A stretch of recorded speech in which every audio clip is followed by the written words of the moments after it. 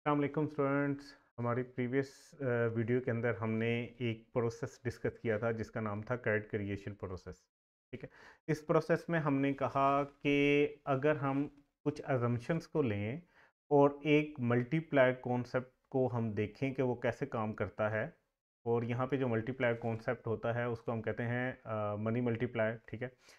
ये money multiplier जो है, अगर हम इस कॉन्सेप्ट को लेते हुए चलें कि एक बैंक के पास से कि बैंक ए के पास इनिशियल डिपॉजिट जो आया है वो 1000 मिलियन का आया है। और बैंक्स के लिए सेंट्रल बैंक ने जो रिजर्व की रिक्वायरमेंट रखी हुई है वो 10% रखी हुई है। यानी कि इस 1000 में से वो 10% रिजर्व की सूरत में अपने पास रख सकते हैं और बाकी को वो आगे फर्दर लोन की सूरत में इशू कर सकते हैं डिफरेंट लोगों को। तो इस सूरत हाल में मनी मल्टीप्लायर जो है वो इस इनिशियल 1000 मिलियन के डिपॉजिट को कई गुना ज़्यादा बढ़ा के से कि हमारे पास मनी मल्टीप्लायर जो है वो अगर 10 का है तो वो 1000 को कन्वर्ट कर देगा 10,000 के अंदर। 10,000 मिलियंस, क्योंकि हम यहाँ पे मिलियंस की बात कर रहे हैं।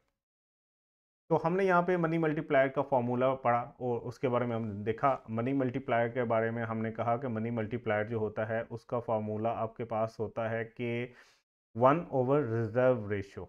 ये रिजर्व रेशो का मतलब ये है कि ये वो रेशो है जिसके साथ बैंक ने जो भी उसके पास डिपॉजिट आएगा उसमें से इस परसेंटेज के पास अपने पास साइड पे रिजर्व के तौर पे पैसे रखने। देखिए, अगर उसके पास 1000 आए हैं तो उसने 10% उनका साइड पे कर देना है। ये है सेंट्रल बैंक की रिक्वायरमेंट। ठीक।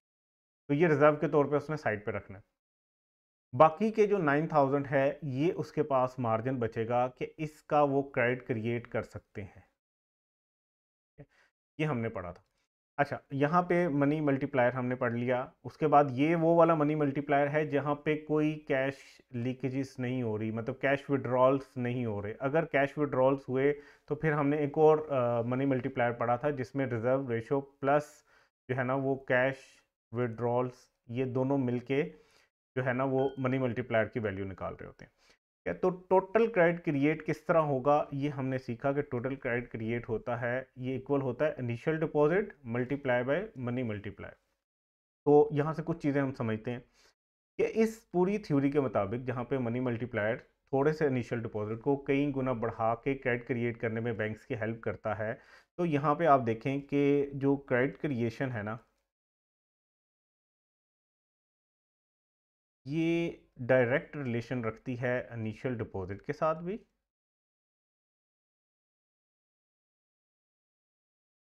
ठीक है। और ये क्रेडिट क्रिएशन डायरेक्ट रिलेशन रखती है मनी मल्टीप्लायर के साथ। ठीक है। अब हम दूसरी तरफ देखें तो मनी मल्टीप्लायर जो है ये इनवर्स रिलेशन रखता है रिजर्व रेशो के साथ। ठीक है।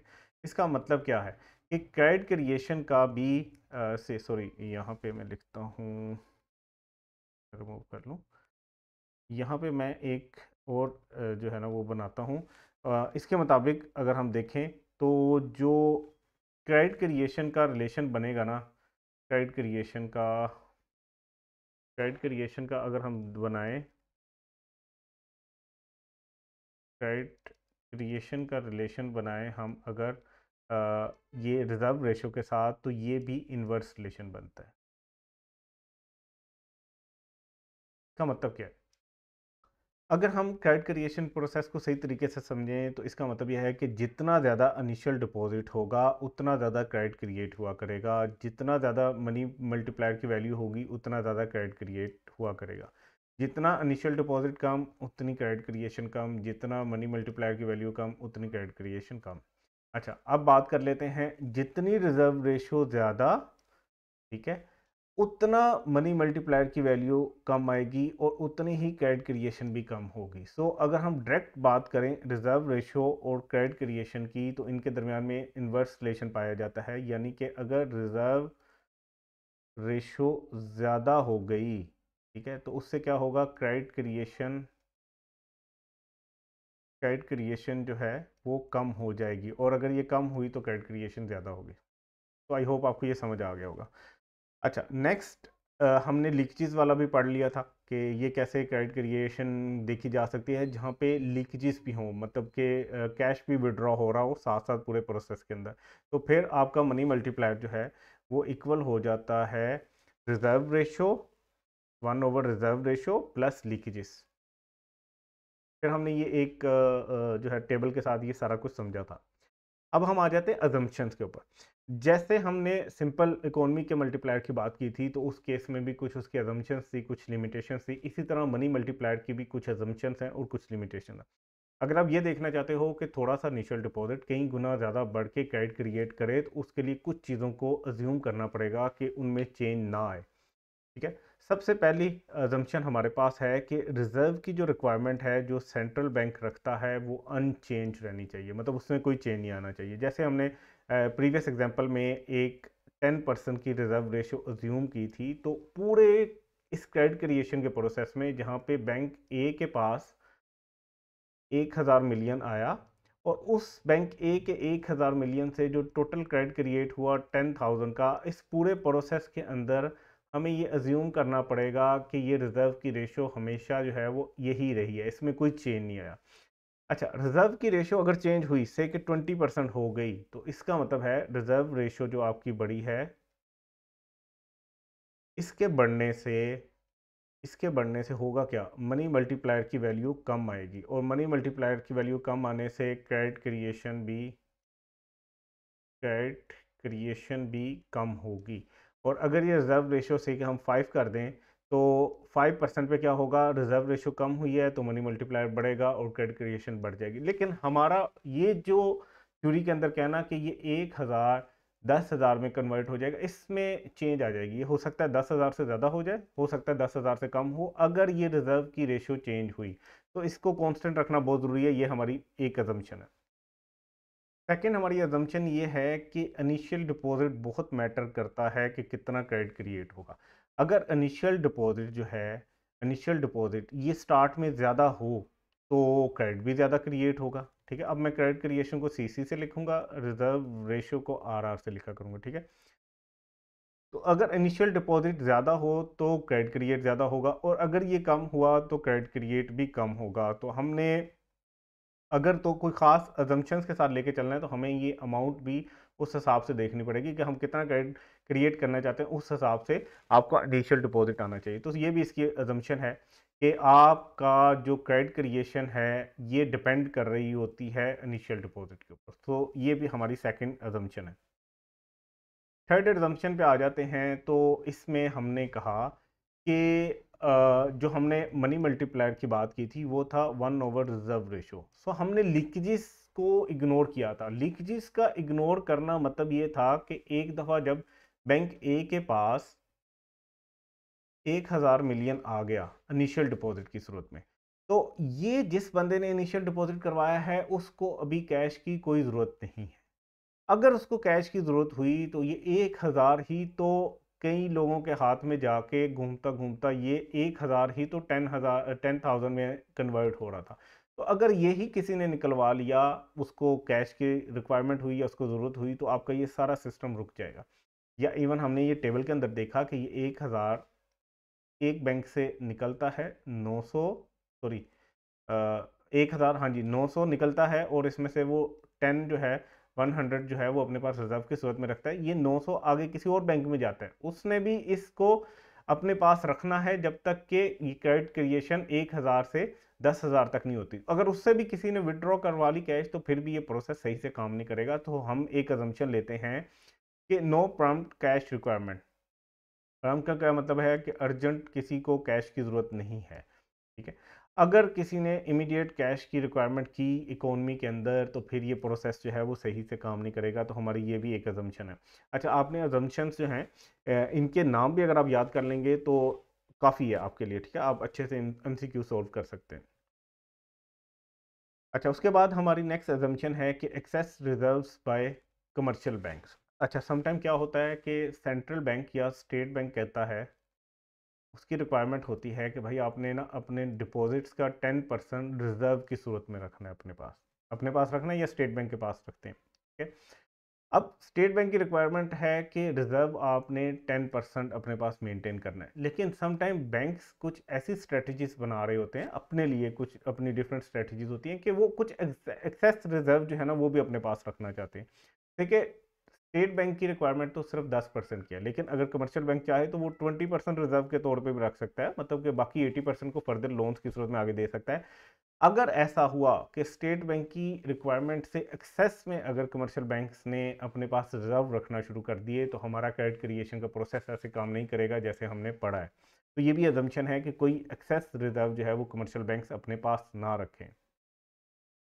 अच्छा, फिर एक अजम्पशन ये है कि आपका ये जो क्रेडिट क्रिएशन का प्रोसेस है ना, ये तभी काम करेगा जब आपके पास एक प्रॉपर डेवलप्ड बैंकिंग सिस्टम होगा। ठीक है, एक ऊपर सेंट्रल बैंक हो और नीचे डिफरेंट बैंक्स हों जो कि कमर्शियल बैंक्स या दूसरे बैंक्स हों।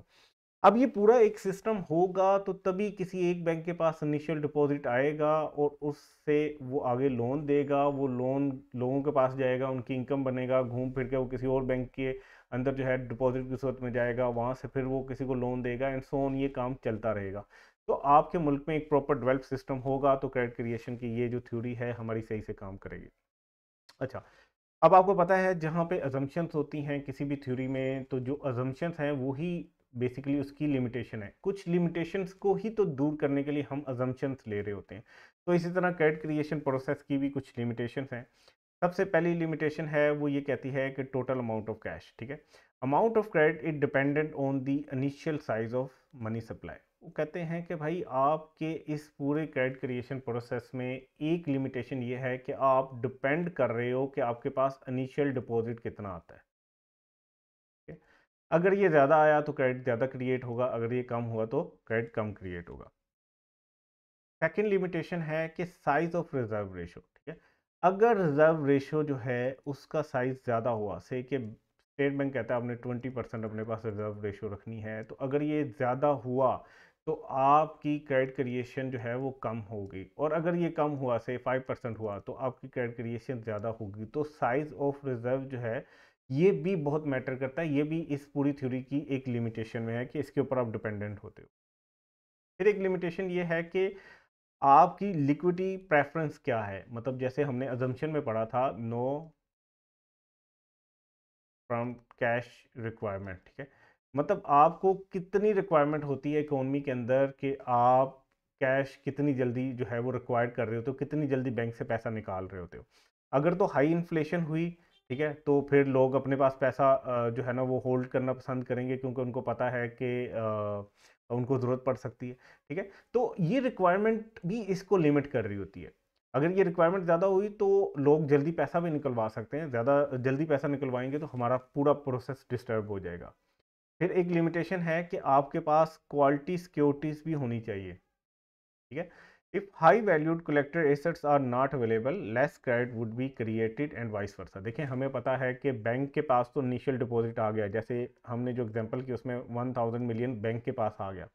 अब बैंक से जिसने भी इसको क्रेडिट पे लेना है, लोन लेना है, उसके पास जो है वो अच्छी खासी सिक्योरिटी की सूरत में कोई कैपिटल एसेट्स होने चाहिए, जिनको वो कैपिटल एसेट को सिक्योरिटी के तौर पे बैंक पे रखवा के यहाँ से जो है वो लोन ले और इस तरह ये प्रोसेस चले। तो ये भी इसकी एक लिमिटेशन है कि आपके पास अच्छी सिक्योरिटी लोगों के पास हो तो तभी वो पैसा इनिशियल डिपॉजिट जो है वो बाहर निकल के पूरी इकोनॉमी में घूमेगा, तो क्रेडिट क्रिएट होता रहेगा और 1000 का इनिशियल डिपॉजिट से 10,000 तक क्रेडिट क्रिएशन हो सकेगी। फिर एक लिमिटेशन है कि सेंट्रल बैंक की पॉलिसी क्या होगी। सेंट्रल बैंक समटाइम जो है वो डिफरेंट पॉलिसीज जो है वो अडॉप्ट कर रहा होता है।